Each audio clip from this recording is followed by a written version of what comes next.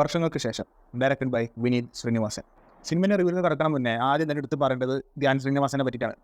അതായത് മൂപ്പരാള് ഈ സത്യം പറഞ്ഞിട്ടുണ്ടെങ്കിൽ മൂപ്പരാൾ ഇതിൻ്റെ മുന്നത്തെ ആകെ എനിക്ക് മൂപ്പരാളെ സിനിമ ഇഷ്ടമായിട്ടുള്ളത് ആകെ ഇതാണ്, നമ്മളെ അടികപ്പേരെ കൂട്ടമണിയാണ് ആകെ ഇഷ്ടമായിട്ടുണ്ടായിരുന്നത്. അതിനുശേഷം ധ്യാൻ ശ്രീനിവാസന് വന്നിട്ടുള്ള സിനിമകൾ എന്നുള്ളത് മാത്രമല്ല, അദ്ദേഹത്തിൻ്റെ അഭിനയത്തിനോട് തന്നെ എനിക്കൊരു ഒരു ഒരു ഒരു ഇതാണ് പൊതുവെ.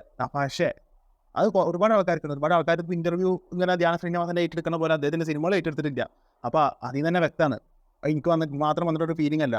പക്ഷേ ഈ സിനിമയിൽ അദ്ദേഹം കാഴ്ച വെച്ചിട്ടുള്ളൊരു പെർഫോമൻസ് ഉണ്ട്, ഗംഭീരം എന്ന് വെച്ച് കഴിഞ്ഞാൽ അതിഗംഭീര പെർഫോമൻസ്. അതായത് രണ്ട് കാലഘട്ടത്തിൽ കൂടെയാണ് പോകുന്നത് ഈ സിനിമ തന്നെ രണ്ട് കാലഘട്ടത്തിൽ കൂടെ തന്നെയാണ് പോകുന്നത്. അപ്പോൾ അതിൽ ഈ ചെറുപ്പക്കാരൻ്റെ ക്യാരക്ടറായിട്ട് ധ്യാൻ ശ്രീനിവാസന് വരുന്ന സമയത്തും അതേപോലെ തന്നെ വൃദ്ധനായിട്ട് വരുന്ന സമയത്തുള്ള ആ ഒരു ബോഡി ലാംഗ്വേജിൻ്റെ മാറ്റം, ഡയലോഗ് ഡെലിവറി, എക്സ്പ്രഷൻസ്, പെർഫോമൻസ്, ഇതൊക്കെ ഉണ്ടല്ലോ അടിപൊളിയായിട്ട് ചെയ്ത് വെച്ചിട്ടുണ്ട്. അത് ധ്യാൻ ശ്രീനിവാസൻ്റെ പെർഫോമൻസ് കണ്ടു കഴിഞ്ഞപ്പോൾ സന്തോഷം തോന്നി, സങ്കടം തോന്നി. കാരണം സന്തോഷം വെച്ചിട്ടുണ്ടെങ്കിൽ ഇത്രയും നല്ല നടനാണ് എന്നുള്ളത് തിരിച്ചറിഞ്ഞൊരു സംഭവമാണ്.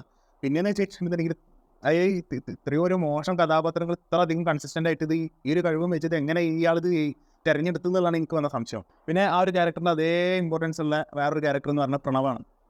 ചില സമയത്ത് ഓവറോൾ നല്ല രീതിയിൽ പെർഫോം ചെയ്തിട്ടുണ്ട്. പക്ഷേ ചില സമയത്ത് വരുന്ന ഡയലോഗും കാര്യങ്ങളും, പ്രത്യേകിച്ച് ഈ വയസ്സായിട്ട് ഈ വൃദ്ധൻ്റെ ഒരു രീതിക്ക് ധ്യാൻ ശ്രീനിവാസനെ നീങ്ങുന്ന സമയത്ത് അതിൽ പ്രണവുണ്ട്. അപ്പോൾ ഈ പ്രണവ് ആ വൃദ്ധനായിട്ടുള്ള സംഭവത്തേക്ക് വരുമ്പോൾ ചില ഭാഗങ്ങൾ അത്ര കൺവിൻസിംഗ് ആയിട്ട് തോന്നിയിട്ടുണ്ടായിരുന്നില്ല. ബട്ട് ഓവറോൾ പ്രണവും കിട്ടിയ ക്യാരക്ടർ നന്നായിട്ട് ചെയ്തിട്ടുണ്ട്. പക്ഷേ വൃദ്ധനാകുമ്പോൾ ഒരു മാറ്റം ഉണ്ടല്ലോ. അതായത് പ്രണവ് ചെറുപ്പക്കാരനായിട്ട് എങ്ങനെയാണ് നടന്നിരുന്നത്, എങ്ങനെയാണ് ബോഡി ലാംഗ്വേജ്, അതന്നെയാണ് വയസ്സായിട്ട് അഭിനയിക്കുന്ന സമയത്തും വന്നിട്ടുണ്ടായിരുന്നത്. പക്ഷേ ഞാൻ അങ്ങനെയല്ല ചെയ്തിട്ടുണ്ടായിരുന്നത്. അപ്പോൾ ആ ഒരു വ്യത്യാസമല്ല, ഒരു സംഭവം ആ പ്രണവിൻ്റെ പെർഫോമൻസിൽ വൃദ്ധനായിട്ട് വരുന്ന സമയത്ത് വന്നിട്ടുണ്ട്. പക്ഷേ ഓവറോൾ അത് പ്രണവ് നല്ല രീതിയിൽ ചെയ്തിട്ടുണ്ടെന്ന് തന്നെ പറയാനുള്ളൂ. അത് ചെറിയ നമ്മളെ ശ്രദ്ധയിൽ പെട്ടെന്ന് പെടണ രീതിയിലുള്ള മിസ്റ്റേക്സ് വന്നിട്ടുണ്ടെന്നുണ്ടെങ്കിൽ still he manage the role.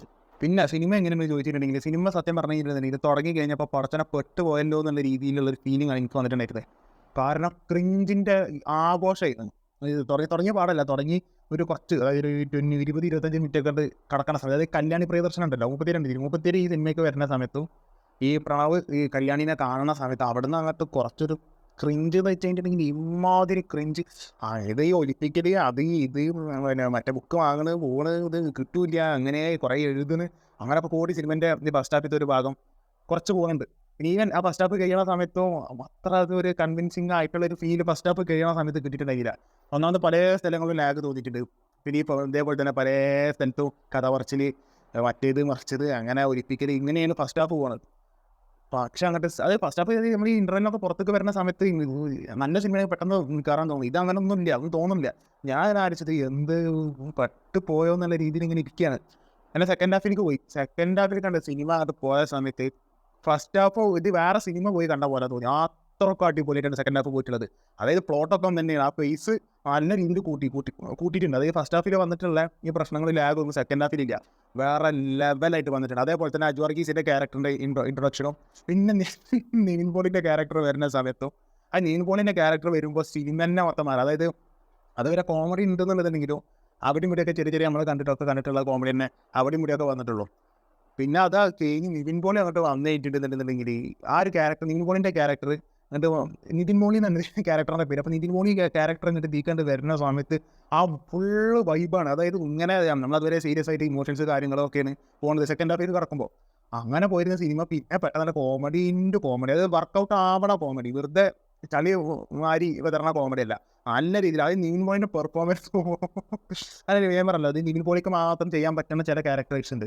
അതിതൊരു ക്യാരക്ടറാണത്, Nitin മോളി എന്ന് പറഞ്ഞ ഈ ക്യാരക്ടർ അടിപൊളിയായിരുന്നു. നിവിൻ പോളി ഒന്നും പറയാതെ ഇങ്ങനെ വന്നിട്ട് കോമഡി ഓരോന്ന് ചെയ്യുമ്പോഴുള്ള ഒരു സംഭവം. അതേപോലെ വെറുതെ ആ ഈ സിനിമ കാണുമ്പോൾ മനസ്സിലായി ചെറിയ ഒരു എക്സ്പ്രഷനും ചെറിയ ഡയലോഗുകളൊക്കെ വെച്ചിട്ട് തന്നെ ആൾക്കാരെ ചിരിപ്പിക്കാൻ തരുന്ന നിവിൻ പോളി അടിപൊളി സൂപ്പറായിട്ട് ചെയ്തിട്ടുണ്ട് നിവിൻ പോളി. അതായത് നിവിൻ പോളിൻ്റെ പറയുമ്പോൾ തന്നെയാണ് അവസ്ഥ. അതായത് നിവിൻ പോളി ഊക്കാണ്, എല്ലാവരും ഈ ക്യാരക്ടർ തന്നെ ഊക്കാണ്. അതിൽ പിന്നെ ബോഡി ഷെയ്മിങ്ങിനൊക്കെ പറ്റിയിട്ടൊക്കെ പറഞ്ഞ സമയത്തൊക്കെ നല്ല കയ്യടി തിയേറ്ററിൽ. അതായത് നിവിൻ പോളിനെ പറ്റിയിട്ട് തന്നെ നിവിൻ പോളി തന്നെ പറയുന്നുണ്ട്, ഞാൻ അങ്ങനെ വന്നല്ല ഇങ്ങനെ വന്നാണ് എന്നുള്ളൊക്കെ അങ്ങനത്തെ കുറച്ച് ഡയലോഗൊക്കെ വരുന്ന സമയത്ത് തിയേറ്ററിൽ ഫുള്ള് കയ്യടിയത്. അതിൻ്റെ കയ്യടി എന്ന് പറയുമ്പോൾ ബേസിൽ വരുമ്പോഴും മറ്റുള്ളവരൊക്കെ വരുമ്പോഴാണ്. പക്ഷേ ഒരു ഡയലോഗിനെ കയ്യടി കിട്ടുന്ന ആ സമയത്താണ്. ഒരു ഡയലോഗിന് നിവിൻ പോളി വരുമ്പോഴാണ് കാരണം വൈബ് തന്നെ മാറും. അതിലെ സീരിയസ് ആയിട്ട് ഇന്ന് നമ്മൾ ഈ ഒരു സിനിമ കണ്ടുകൊണ്ടിരിക്കുന്ന സമയത്ത് പിന്നെ നിവിൻ പോളി വരുമ്പോൾ മൊത്തത്തിൽ മാറുകയാണ്. അടിപൊളിയായിട്ട് നിവിൻ പോളി ചെയ്തിട്ടുണ്ട്. പക്ഷേ സ്ക്രീൻ ടൈം കുറവാണ്. അത് മൊത്തത്തിൽ ഇപ്പോൾ ഈ പ്രണവുള്ള പോലെ, അതായത് ഈവൻ ബേസിൻ്റെ ഏറ്റവും സ്ക്രീൻ ടൈം ഒക്കെ തോന്നുന്നത് ഇതിൽ ആസിഫ് അലിയുണ്ട്. ആസിഫ് അലിനെ മാറ്റി നിർത്തിയിട്ടുണ്ടെങ്കിൽ ഏറ്റവും കൂടുതൽ സ്ക്രീൻ ടൈം കുറവുള്ളത് നിവിൻ പോളിക്കാണ്. പക്ഷേ ഏറ്റവും കൂടുതൽ അടിപൊളി ആക്കിക്കൊണ്ട് നിവിൻ പോളി സ്കോർ ചെയ്ത് പോയിക്കണം, എല്ലാവരും വെട്ടിച്ച് സ്കോർ ചെയ്തിട്ട് നിവിൻ പോളി അതാണ് നിവിൻ പോളി വന്നുള്ള പ്രശ്നം. അതാണ് ആർക്കും പിടിച്ചേക്കാൻ, അത് ഇങ്ങനത്തെ ഒരു ഇതിൽ പിടിച്ചേക്കാൻ ബുദ്ധിമുട്ടോ കോമഡി സംഭവങ്ങളിലൊക്കെ. പിന്നെ സിനിമയുടെ പ്ലോട്ട് എന്താ വെച്ചിട്ടുണ്ടെങ്കിൽ 2 ക്യാരക്ടേഴ്സ് അല്ലാതെ പ്രണവും ധ്യാനും കൂടി സിനിമാ ഭ്രാന്ത് മൂത്തിട്ട് മദ്രാസിലേക്ക് പോണ ഒരു സംഭവമാണ്. ആ മദ്രാസിൽ കണ്ട് എത്തി കഴിയുമ്പോഴാണ് ഈ സിനിമ പിന്നെ ഒരു പേസ് കൂടി പോണത്, നല്ല പേസിലേക്ക് മാറണത് അപ്പോഴാണ്. അതുവരെ ഒരു ദ്രീവൻ ഫസ്റ്റ് ഹാഫ് വലിയൊരു ഒരു ഒളിപ്പിക്കലും ഇതൊക്കെ ആയിട്ടാണ് പോയത്. സത്യം പറഞ്ഞാൽ ഫസ്റ്റ് ഹാഫ് കണ്ട് കഴിഞ്ഞാൽ ഫസ്റ്റ് ഹാഫ് പോലെ സെക്കൻഡ് ഹാഫ് പോകണി പണി വാളിയത് അത് വേറെ. ഒരു സെക്കൻഡ് ഹാഫ് വിനീത് ശ്രീനിവാസനെ കണ്ടറിഞ്ഞ് ചെയ്തിട്ടുണ്ട്. അത് ആ സെക്കൻഡ് ഹാഫിൽ കണ്ട് എത്തിയ സമയത്ത് ഫുള്ളായിട്ട് വേറെ ഒരു സിനിമ കാണുന്ന ഒരു മൂഡിലാണ് ഇരുന്ന് കണ്ടിട്ടുള്ളത്. പിന്നെ അവിടെ നല്ല രീതിയിൽ എൻഗേജിങ് ആണ്. എസ്പെഷ്യലി നിവിൻ പോളി വന്നിട്ടുണ്ടെങ്കിൽ പിന്നെ ഒരു തരി ലാഗിൻ്റെ നിവിൻ പോളി അടിച്ച് കയറുന്നത് നിന്നെയാണ് നിവിൻ പോളി. ആ നിവിൻ പോളിയാണ് സ്കോർ ചെയ്ത് പോവുകയാണ്. അത് പറയുമ്പോൾ പിന്നെ ആസിഫ് അലി എന്ന് പറയുന്നത് ആകെ 3-4 സീനാണ് ആസിഫ് അലി ഉള്ളത്. പിന്നെ ഇപ്പോൾ ഉള്ളത് കല്യാണി പ്രിയദർശിനി. എനിക്ക് പെർഫോമൻസ് ഞാൻ പറഞ്ഞല്ലോ, ക്രിഞ്ചായിട്ടുള്ള ഒരു ക്യാരക്ടറാണ് കിട്ടിയിട്ടുള്ളത്. അത് കല്യാണിൻ്റെ പ്രശ്നമല്ല, അത് ആ ക്യാരക്ടർ തന്നെ ഒലിപ്പിക്കലാണ്. ഇങ്ങനെ ചോര വിളമ്പുന്നത് കൊടുത്തിട്ട് കരയണു, ഞാൻ അത് ചെയ്തിരുന്നു, ഞാൻ അതുകൊണ്ടാണ് ഇങ്ങനെ പോകണം, എഴുതലും എങ്ങനെ പോകണം, കല്യാണം ഇങ്ങനെ സൈഡിൽ കൂടെ ഇങ്ങനെ പോവുകയാണ്. പ്രത്യേകിച്ച് സംഭവമൊന്നുമില്ല. പിന്നെ ഉള്ളത് അജു വർഗീസ് ഈ പറഞ്ഞ പോലെ തന്നെ അജു വർഗീസിനെ നല്ല രീതിയിൽ യൂട്ടിലൈസ് ചെയ്തിട്ടുണ്ട് വിനീത് ശ്രീനിവാസന്. അത് വലിയ രീതിയിലുള്ളൊരു പെർഫോമൻസിലേക്ക് പെർഫോം ചെയ്യാനുള്ള ഇല്ലാന്നുണ്ടെങ്കിലും കിട്ടിയ റോള് അജു വർഗീസും നല്ല രീതിയിൽ ചെയ്തിട്ടുണ്ട്. അപ്പോൾ പറഞ്ഞ് തപ്പിക്കുന്നില്ല. അപ്പോൾ ഓവറോൾ എന്താണ് സിനിമ ചെയ്യണമെന്നുണ്ടെങ്കിൽ ഒരു കൂട്ടം നടന്മാർ ആക്ടേഴ്സ്, അതായത് കുറേ സിനിമകൾ അടുപ്പിച്ച് പരാജയപ്പെട്ടവരെ ആക്ടേഴ്സ് നല്ലൊരു സംവിധായകൻ്റെ കയ്യിൽ കിട്ടി കഴിഞ്ഞിട്ടുണ്ടെന്നുണ്ടെങ്കിൽ തീരാവുന്ന പ്രശ്നമേ ഉള്ളൂ എന്ന് തെളിയിക്കുന്ന ഒരു സിനിമയാണ്. ആൾസോ ഒരു ഫസ്റ്റ് ഹാഫ് ഒരു പോക്കാണെന്നുണ്ടെങ്കിൽ ഓവറോൾ സിനിമ എനിക്ക് നല്ല രീതിയിൽ ഇഷ്ടപ്പെട്ടു. അത് സെക്കൻഡ് ഹാഫ് കാരണം ആ ഫസ്റ്റ് ഹാഫിനെ കവർ ചെയ്യും. ഫസ്റ്റ് ഹാഫിൽ വന്നിട്ടുള്ള ഈ പറഞ്ഞ ഈ നെഗറ്റീവ് പോയിന്റ്സിനൊക്കെ കവർ ചെയ്തുകൊണ്ടാണ് ഈ സെക്കൻഡ് ഹാഫ് പോകുന്നത്. അതുകൊണ്ട് ആ സിനിമ കണ്ടിരിക്കാൻ പറ്റിയൊരു സിനിമ തന്നെയാണ്. ഈ വർഷങ്ങൾക്ക് ശേഷം കണ്ടിരിക്കാൻ പറ്റുന്നതല്ല, എനിക്ക് നല്ല രീതിയിൽ ഇഷ്ടപ്പെട്ടത്. കാരണം ആ സെക്കൻഡ് ഹാഫിൽ വരുന്ന ഇമോഷൻസൊക്കെ എനിക്ക് കണക്ട് ചെയ്യാൻ പറ്റി.